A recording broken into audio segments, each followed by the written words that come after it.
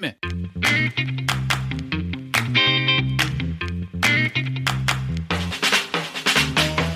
Welcome to the Senior Rehab Podcast. The podcast for rehab clinicians that want to better serve older adults. And now, your host, Dustin Jones.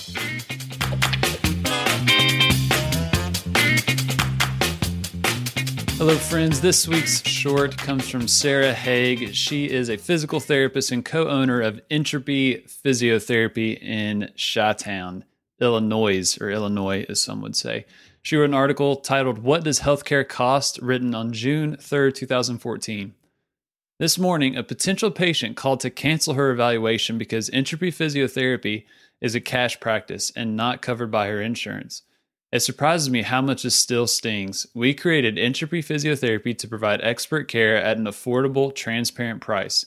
So I decided to do a little recon work and see if our efforts to make good care affordable were successful. I called my insurance company to verify my benefits. I got through to a representative fairly quickly, but it still took me more than 25 minutes to have him answer 4 simple questions. What are my in-network PT benefits? What are my out-of-network benefits? How do they know if in-network PTs are any good? Do I have different deductibles to meet for in- and out-of-network services? He had to go look up some of the info, but I actually ended up getting a lot of good answers.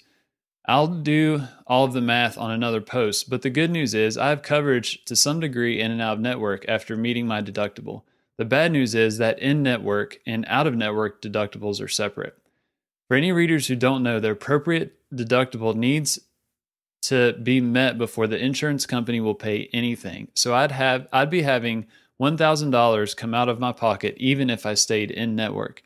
That's a hefty chunk of change. This led me to 2 more questions. How does an insurance company choose the physical therapist to send their members to? How long will I be in treatment before I meet my deductible? The nice man at my insurance company could only answer one of those 2 questions. He said that any provider could go online and fill out the paperwork to become an in-network provider. There is a process, but nowhere is interview or review of CV listed. They appear to check and make sure you're a real person with a license to practice. I wasn't terribly surprised by this because Blue Cross Blue Shield of Illinois recently implemented a tier system for reimbursement, which currently only applies to private physical therapy practice. Clinics are arranged into tiers based not on outcomes or on patient satisfaction, but rather how many visits they saw patients on average. I like to think that my therapist would make the best decision for me for my outcomes, but the hands of the therapist may be tied by how many visits my insurance would be willing to pay them. As for the cost of a visit, he had no idea. He did suggest I see a massage therapist and that he thought it was great I was running because it would make my knees stronger, which would help my hips. I decided to find out just what a physical therapy evaluation would cost me if I hadn't met my deductible. I called 3 different physical therapy clinics that were in network for my insurance. As a consumer, I like to know what I'm paying for in any product or service. As a PT, I'm painfully aware that I've had several jobs where I had no idea what my patients were being charged for my services. So just how much is a physical therapy evaluation? Nobody had an idea. I was told it would depend on what needed to be done. I said just an evaluation. They still said they didn't know, but they could guesstimate for me. Answer from clinic number 1, $327, but likely I'd only be responsible for $275 after the insurance discount. Answer from clinic number 2, $300 to $400, but likely only $150 after insurance discount, or $114 if I paid cash. Answer from clinic number 3, $250 to $350, and we should know in about a month what my financial responsibility would actually be.